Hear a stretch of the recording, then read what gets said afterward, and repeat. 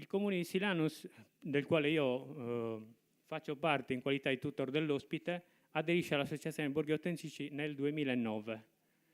L'Associazione Borghi Autentici, poi insomma, ne parleranno i dirigenti che seguiranno, è un'associazione che promuove uno sviluppo locale sostenibile, quindi ha una serie di progetti che riguardano tanti settori, tra cui anche quello turistico.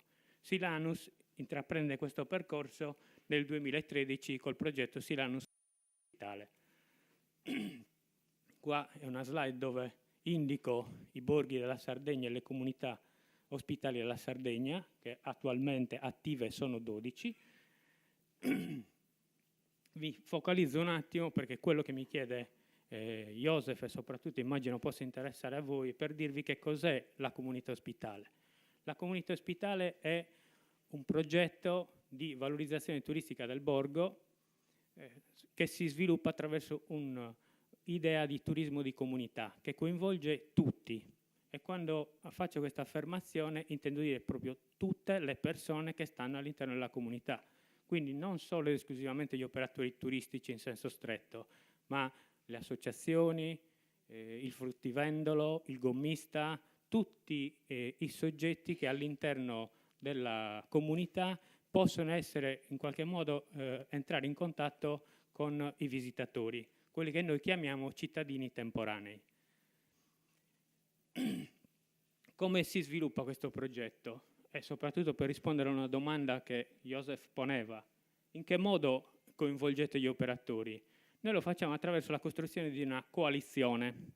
Coalizione per noi si intende una rete che è composta, come ho detto prima, da tutti gli operatori, dall'amministrazione pubblica, quindi da una componente pubblica, e poi dal tutor dell'ospite. Lo scopo di questa coalizione è quella di andare e costruire in modo condiviso il progetto di destinazione turistica, quindi di uno dispositivo che tenta di darsi almeno un minimo di organizzazione. E come fa dopo che costruisce questa coalizione, quindi mette insieme gli operatori? Intanto nomina un comitato di pilotaggio, che è un gruppo ristretto degli operatori che funge da cabina di regia, in qualche modo è quello che fa da traino rispetto agli altri operatori, è quello che anche pianifica alcune azioni in termini operativi. Ho aggiunto alla fine la formazione degli operatori perché è una delle attività che all'interno del progetto noi facciamo fin dall'inizio. È fondamentale, poi lo vedremo anche per quanto riguarda le criticità, lavorare costantemente senza sosta, e quindi ben vengano anche momenti come questi alla formazione degli operatori. Il calendario unico degli eventi. Ieri e anche stamattina si parlava di quelle che sono le motivazioni che dovrebbero spingere in qualche modo i visitatori a visitare i nostri borghi. Per noi uno dei motivi è avere una pianificazione degli eventi che sia programmata e soprattutto promossa in tempo giusto. Si parla di destagionalizzazione, si parla di altre attività collaterali al turismo balneare, ma se io organizzo la sagra o l'evento di tipo culturale bellissimo e lo promuovo una settimana prima, chi viene nel mio borgo? Come posso pensare semplicemente che qualcuno possa prendere un aereo una settimana prima per venire a vedere un evento che è presente all'interno della mia comunità ospitale? Quindi una delle azioni che noi facciamo a Silanus, ma viene fatta in tutte le comunità ospitali, è quella di definire annualmente, possibilmente, noi nel nostro caso ammetto un limite nostro, non riusciamo ancora a farlo per tutto l'anno, però riusciamo a farlo, come vedete qui, in un periodo che va da maggio ad ottobre, e dentro trovate tutta la pianificazione. È una pianificazione, come vedete qui, condivisa. Io qui ho messo una fotografia dove sono in dolce compagnia da alcune signore, alcuni operatori, e insieme a loro costruiamo il calendario unico degli eventi. Risorse del territorio, prodotto turistico fruibile. Su questo tema spesso si sprecano discorsi sulla valorizzazione delle nostre risorse. Se sentiamo, ci ascoltiamo noi nei nostri ragionamenti, i nostri paesi, le nostre terre sono piene di miliardi di risorse, di tesori. Quello che per noi è importante è che una risorsa del territorio non è automaticamente un prodotto turistico fruibile, e quindi dentro il progetto Comunità Ospitale cerchiamo di trasformare quella risorsa del territorio in un prodotto organizzato e fruibile per l'esterno. Io vi ho fatto due esempi. Uno è questo progetto NOIS alla scoperta di un borgo di Sardegna. È un progetto a cui siamo particolarmente affezionati perché nasce proprio da quella coalizione che vi ho detto prima degli operatori. È un progetto di valorizzazione del nostro borgo in chiave identitaria. Non lo facciamo in modo folcloristico, ma lo facciamo con uno strumento che, se volete, è anche contemporaneo, è la fotografia. Questo ci ha permesso di fare una marea di cose. Ve ne cito due al volissimo. Allora, la prima, aprire le botteghe dei nostri operatori all'esterno e farli diventare dei piccoli ciceroni della nostra comunità. In che modo? Sono spariti dalle pareti dei bar, degli agriturismi, ristoranti, non me ne abbiano loro, però i ponti di Brooklyn, la Tour Eiffel, queste foto meravigliose che però sono aliene dal nostro territorio, e hanno iniziato a fare la comparsa alle foto di alcune caratteristiche del nostro territorio. E non sono messi a caso, li abbiamo messi in modo tale che l'operatore potesse in qualche modo raccontare quello che c'era. L'esempio pratico, una macelleria dove il proprietario è un appassionato di cavalli, noi abbiamo messo 3 fotografie sui cavalli e lui, quando entra qualcuno, un visitatore a chiedere, lui racconta la storia di quelle fotografie. Abbiamo scoperto, tra l'altro, degli aneddoti impressionanti. C'era un cavallo con una sella inglese, e l'operatore mi disse: guarda, ai tempi la sella inglese, il cavallo era una fuoriserie. Avere un cavallo con la sella inglese era come avere una Ferrari. Quindi chiaramente quel cavallo apparteneva ad una famiglia benestante. E la cosa importante è che quell'operatore è uscito da quella logica della saracinesca, dove alle 8 di mattina alza la serranda, lavoro lì dietro al bancone e poi chiude alle 8 di sera e finisce. No, inizia a raccontare il proprio paese e, cosa molto importante perché tu, Joseph, mi chiedevi anche i risultati, inizia a vedere il proprio paese con occhi diversi, amandolo, che è una parola di cui spesso ci riempiamo la bocca, ma che probabilmente andrebbe declinata ogni tanto nella sua essenza. Un altro prodotto turistico fruibile è questo. Noi qua non si vede, comunque nella parte bassa del paese abbiamo un sito che poi avete visto nella prima slide, del sito di Santa Sabina. È un sito visitato mediamente ogni anno da 7, 8, 10.000 persone, però le persone arrivano lì perché passano sulla statale, lo vedono, si fermano e poi vanno via.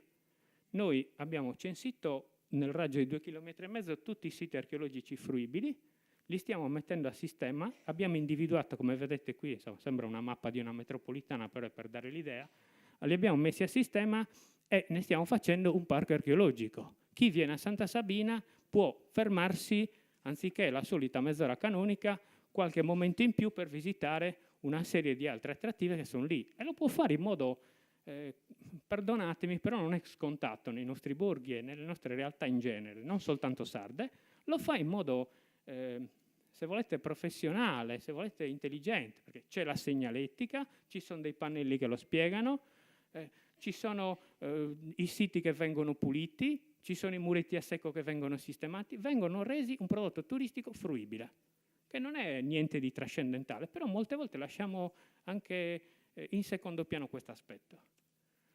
La casa dell'ospite, questo è uno dei cavalli di battaglia dell'Associazione Borghi Autentici, in particolar modo del progetto Comunità Ospitale. Per noi non è il classico punto di informazioni. La casa dell'ospite è un luogo dove il visitatore, l'ospite, può entrare, vive qualche ora, se vuole, della sua vita all'interno della casa, si può sedere e leggere qualche rivista, ma soprattutto è un luogo vivo.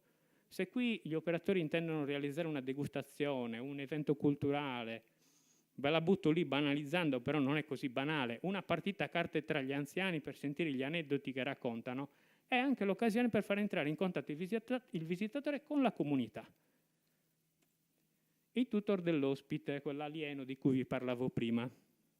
Qua, io, perdonatemi, però lo considero così. Per me il tutor dell'ospite è il lavoro più bello del mondo. E lo è per la stessa ragione per la quale mi vedete qua. Cioè io ho letto, ho studiato dai testi di Joseph Yark. Oggi sono qua al suo fianco. Io ho l'opportunità di conoscere una marea di persone durante la mia attività di tutor dell'ospite, perché il tutor dell'ospite non è una guida turistica, è una persona che accompagna il visitatore dal momento in cui nella sua testa inizia a passare l'idea di poter venire nel mio paese. Cioè quando, come diceva Joseph ieri, è seduto lì a mezzanotte col suo PC e immagina di dove andare. Vede il sito della comunità ospitale, ci vede un po', ci smanetta, vede che c'è un tutor dell'ospite che è identificabile perché c'è una descrizione, c'è una foto, c'è una mail e magari decide anche di contattarlo. Quindi già si entra in contatto prima che il visitatore venga all'interno del nostro borgo. Poi, se ha piacere naturalmente l'ospite, lo accoglie quando viene, può dare delle indicazioni, si mette a disposizione ove ci fossero necessità. Non prendiamoci in giro. Nei nostri borghi non ci sono tutti i servizi che possono esserci in una città. Ci sono anche i negozi chiusi ad una certa ora e se uno ha bisogno di un pannolino per il bambino e se l'è dimenticato a casa, il tutor dell'ospite che conosce la comunità sa che magari al negozio non può recuperarlo, però c'è la cugina che ha partorito da poco ha i pannolini e glieli può prestare per la notte. L'ho banalizzato, però vi assicuro, perché è successo e non ho fatto un esempio a caso, che è una di quelle attenzioni che a noi non costa nulla e però danno veramente l'idea di quello che siamo. Io qua ho messo le foto di alcuni dei tutor dell'ospite della Sardegna, Giovanni Di Bari, Alessandra Di Sardara, Sennariolo, insomma ci siamo praticamente tutti e come vedete non sono alieni, sono persone che ci mettono la faccia. Scusate, una cosa sul tutor dell'ospite, la cosa più bella che mi fa dire che il lavoro più bello del mondo è la seguente. Si fa una fatica enorme, soprattutto con gli operatori, nel tenerli insieme e nel progettare con loro delle attività. Però quello che vi dico è la soddisfazione nel vedere il proprio borgo, la propria comunità crescere, iniziare, perché sono processi molto, molto lunghi, iniziare a cambiare mentalità, iniziare a vedere quello che sia tutti i giorni, come dicevo prima, come è bello, provare a ragionare, magari vederli anche fare dei piccoli passi da soli, dà una soddisfazione enorme.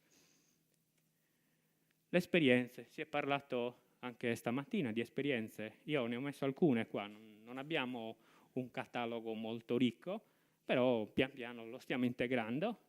Qua abbiamo la possibilità di vivere a Silano sull'esperienza con un apicoltore, per chi è appassionato del genere, insomma, fare un laboratorio per realizzare la SEADA, prepararla e poi magari mangiarsela anche. Chi ha piacere, chi è appassionato di poter seguire un mini corso di canto a tenore, che vi posso dire, io non sono un appassionato del genere, ma a me ha emozionato, perché io l'ho fatto, quando lo vedo in un palco di una piazza dell'isola da lontano, non riesco a capirne i contorni, ma quando sono in una cantina insieme a loro, nella loro sede, magari vicino al camino, con un bicchiere di vino, questa esperienza assume un contorno completamente diverso. Escursioni in bicicletta presso i nostri siti archeologici e poi questo è un altro laboratorio sugli oli essenziali e le piante endemiche della Sardegna. Io concludo con questa foto, è la foto conclusiva di un evento che abbiamo realizzato l'anno scorso insieme agli operatori e all'amministrazione comunale, quindi qua dentro queste persone sorridenti sono persone che ci hanno dato una mano ad organizzare una bellissima giornata e che se avete piacere potrete conoscere venendo a Silanos. Grazie. Tourism Call to Action, 7 incontri formativi per la crescita turistica della destinazione Sardegna. Iscriviti su www.aeroportodiolbia.it.